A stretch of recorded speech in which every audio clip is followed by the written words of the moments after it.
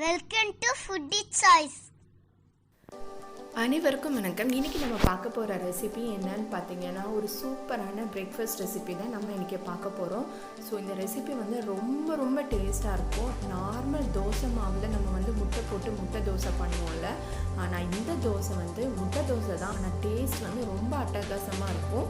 Normal நம்ம தோசை மாவை அரைச்சி பண்ணுறதுல நம்ம பண்ண போகிறதில்ல. இதில் தேங்காயெலாம் எக்ஸ்ட்ராவாக ஆட் பண்ணி சின்ன வெங்காயம்லாம் ஆட் பண்ணி பண்ணக்கூடிய ஒரு தோசை ரெசிபி தான் இது. ஸோ இதுக்கு வந்து மிளகா பொடி செம காம்பினேஷன். இதுக்கு நான் வந்து 1.5 கப் மெஷரிங் கப்புக்கு 1.5 கப் புழுங்கல் அரிசி, நம்ம நார்மலாக சாப்பாடுக்கு யூஸ் பண்ணுற ரைஸை வந்து ஒரு 4 hours வந்து ஊற வச்சுருக்கேன். ஸோ இன்றைக்கே ரெடி பண்ணி நம்ம இன்றைக்கே சாப்பிட்றலாம். அதனால் ஈஸியாக பண்ணக்கூடிய ஒரு ரெசிபியும் கூட. இது ஊறினதுக்கப்புறமா இது வந்து தண்ணியை ஃபில்டர் பண்ணிவிட்டு நம்ம வந்து ஒரு மிக்ஸி ஜாரில் போட்டு நம்ம தோசைக்கெலாம் அரைக்கிற மாதிரி அரைச்சி எடுத்துக்கலாம். ஸோ இது வந்து ஒரு மிக்ஸி ஜாரில் போட்டுட்டு கொஞ்சமாக தண்ணி ஆட் பண்ணி கொஞ்சம் குறைன்னு அரைச்சி எடுத்துக்கோங்க. தண்ணி வந்து ஆட் பண்ணிக்கலாம் நம்ம அரைக்கும் போது. ஸோ நம்ம நார்மலாக தோசைக்கு அரிசி எப்படி அரைப்போம் அதே மாதிரி அரைச்சி எடுத்துக்கலாம். ஸோ தண்ணி விட்டு அரைச்சி எடுத்ததுக்கப்புறமா வந்து இதை வந்து ஒரு பவுலில் மாற்றிக்கலாம். இதை அரையட்டும். நல்லா வந்து இதை வந்து அரைச்சி எடுத்ததுக்கப்புறமா பாருங்கள் நான் எப்படி அரைச்சிருக்கிறேன்னு. இந்த மாதிரி அரைச்சி எடுத்துருக்கிறேன், நம்ம தோசைக்கெலாம் அரைக்கிற மாதிரி. இதை வந்து ஒரு மிக்சிங் பவுலில் நம்ம வந்து ஊற்றிடலாம். ஒரு பவுலில் ஊற்றிக்கோங்க. ஊற்றிட்டு இங்கே வந்து கொஞ்சம் கூட தண்ணி ஆட் பண்ணி அரைக்கணுன்னா கூட அரைச்சிக்கலாம். நான் இந்த மாதிரி கட்டியாக அரைச்சி எடுத்துக்கிறேன். இதில் வந்து தேங்காய், சின்ன வெங்காயம், மிளகாய்த்தூள் இவ்வளவும் போட்டு ஒரு அரைப்பு மாதிரி அரைச்சி எடுத்துக்க போகிறோம். தேங்காய் பார்த்திங்கன்னா ஒரு பெரிய முறிக்கு ஒரு முறி துருண தேங்காய் ஆட் பண்ணியிருக்கேன். தேங்காய் தான் வந்து இதுக்கு ரொம்ப டேஸ்ட்டாக இருக்கும். ஸோ உங்களோட காரத்துக்கு ஏற்றவாறு மிளகாய்த்தூள் போடுங்க. நான் இன்றைக்கி ஒரு 1.5 ஸ்பூன் வந்து போட்டிருக்கேன். சின்ன ஸ்பூனால் 3 ஸ்பூன் போடுறேன்.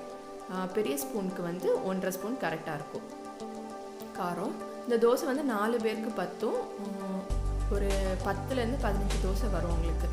ஸோ சின்ன வெங்காயம் பார்த்திங்கன்னா ஒரு 1/4 கிலோ பக்கத்தில் உரித்து 2ஆக கட் பண்ணி வச்சுருக்கிறேன். ஸோ எவ்வளோ சின்ன வெங்காயம் ஆட் பண்ணுறோமோ அந்த அளவுக்கு வந்து இது டேஸ்ட்டாக இருக்கும். ஸோ சின்ன வெங்காயம் நிறைய ஆட் பண்ணிவிட்டு இந்த மாதிரி தொரன்னு நம்ம பொரியலுக்கெலாம் அரைச்சி எடுக்கிற மாதிரி அரைச்சி எடுத்துக்கோங்க. ஸோ சின்ன வெங்காயம் 1/4 கிலோ, தேங்காய், மிளகாய்த்தூள் இவ்வளோ தான் ஆட் பண்ணியிருக்கிறேன். இந்த வந்து அரைப்பை, அதாவது நம்ம அரைச்சி வச்சுருக்கிற தேங்காவை நம்ம வந்து அரிசி மாவில் ஆட் பண்ணிடலாம். இதில் வந்து சின்ன வெங்காயம் தான் ரொம்ப டேஸ்ட்டாக இருக்கும். ஸோ உரிக்கிற கஷ்டமாக தான் இருக்கும், ஆனால் வந்து சின்ன வெங்காயம் ஆட் பண்ணுங்கள், செம்ம டேஸ்ட்டாக இருக்கும். தேவையான அளவு உப்பு ஆட் பண்ணிக்கோங்க. உப்பு ஆட் பண்ணிவிட்டு நல்லா வந்து ஒரு மிக்ஸ் கொடுத்துடலாம். நம்ம இதுக்கு மெயின் இன்க்ரீடியன்ட்ஸுன்னு பார்த்திங்கன்னா எக்கும் இந்த தேங்காயும் சின்ன வெங்காயம் தான். செம்ம டேஸ்ட்டாக கொடுக்குறது இந்த 3 தான். ஸோ இதை வந்து நல்லா வந்து ஒரு மிக்ஸ் கொடுத்ததுக்கு அப்புறமா நம்ம வந்து எக் ஆட் பண்ணணும். எக் பார்த்திங்கன்னா உங்களுக்கு தேவைக்கு எப்போ எவ்வளோ நாளும் ஆட் பண்ணலாம். நான் 1.5 கப் ரைஸ்க்கு வந்து ஒரு 6லேருந்து 7 முட்டை தாராளமாக நீங்கள் ஆட் பண்ணிக்கலாம். ஸோ வந்து முட்டை ஸ்மெல் வந்து உங்களுக்கு பிடிக்கலன்னா கம்மியாக ஆட் பண்ணிக்கோங்க. ஆனால் இந்த முட்டை தோசைக்கு நம்ம வந்து முட்டை நிறைய ஆட் பண்ணால் தான் டேஸ்ட்டாக இருக்கும். நீங்கள் வந்து ஒன்றா பவுலில் ஆட் பண்ணிவிட்டு ஆட் பண்ணிக்கலாம். இல்லாட்டினா அதிலே வந்து உடச்சி ஊற்றி கூட நீங்கள் வந்து ஆட் பண்ணிக்கலாம். ஸோ நான் அதிலே இப்போ உடச்சி ஊற்றிக்கிறேன். ஒரு 6லேருந்து 7 முட்டை தாராளமாக ஊற்றிக்கோங்க. கொஞ்சம் தண்ணி வந்து தோசை விடுறது மாதிரி நம்ம வந்து ஆட் பண்ணி அட்ஜஸ்ட் பண்ணிக்கலாம். ஸோ முட்டையை ஃபஸ்ட்டு ஆட் பண்ணிடலாம். தாராளமாக ஆட் பண்ணலாம்.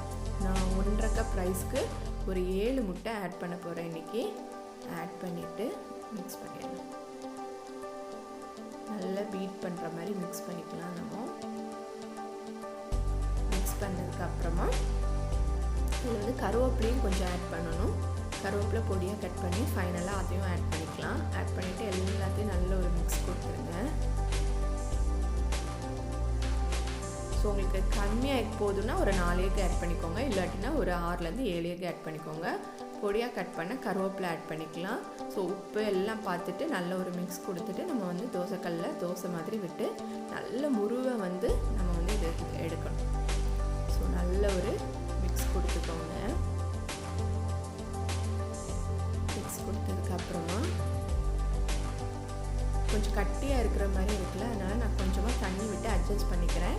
ஸோ உங்களுக்கு தோசை வந்து எப்படி விடுறதுக்கு வசதியாக இருக்குமோ அந்த மாதிரி நீங்கள் வந்து தண்ணி ஆட் பண்ணி நீங்கள் வந்து மாவை வந்து அட்ஜஸ்ட் பண்ணிக்கலாம். ஸோ இதில் தேங்காய், எக்கு, சின்ன வெங்காயம்லாம் செம்ம டேஸ்ட்டாக இருக்கும். ஸோ இப்போ நம்ம தோசை ஊற்றிக்கலாம்.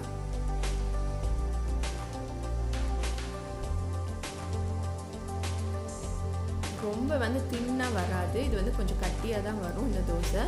ஆனால் வந்து நல்லெண்ணெய் விட்டு நல்ல முருவை 2 சைடும் எடுத்திங்கன்னா செம்ம டேஸ்ட்டாக இருக்கும். கொஞ்சம் லோ ஃப்ளேம்லேயே வச்சு நல்ல முருவை எண்ணெய் விட்டு நல்லா வந்து எடுங்க. அப்போ தான் இந்த தோசை வந்து டேஸ்ட்டாக இருக்கும். எக்கு, அந்த தேங்காய், சின்ன வெங்காயம் டேஸ்ட்லாம் நல்லா இருக்கும், சூப்பராக இருக்கும். மிளகா பொடி கூட வச்சு சர்வ் பண்ணலாம், இல்லை நீங்கள் சட்னி ஏதாவது வச்சு கூட நீங்கள் வந்து சர்வ் பண்ணலாம். செம்ம டேஸ்ட்டாக இருக்கும். ஸோ 2 சைடும் நல்லா முருனதுக்கப்புறமா நல்லா திருப்பி போட்டு எடுத்துக்கோங்க.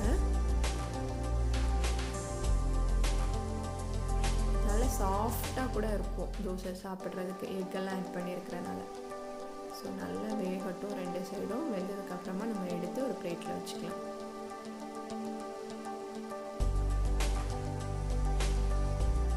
சைடெலாம் நல்ல கிறிஸ்பாக இருக்கும், நல்ல டேஸ்ட்டாக இருக்கும். ஸோ இந்த மாதிரி தோசைலாம் வார்த்ததுக்கப்புறமா நீங்கள் வந்து எந்த சட்னி, அதாவது தேங்காய் சட்னி இல்லை மிளகா பொடி அது கூட வந்து நீங்கள் சர்வ் பண்ணலாம்.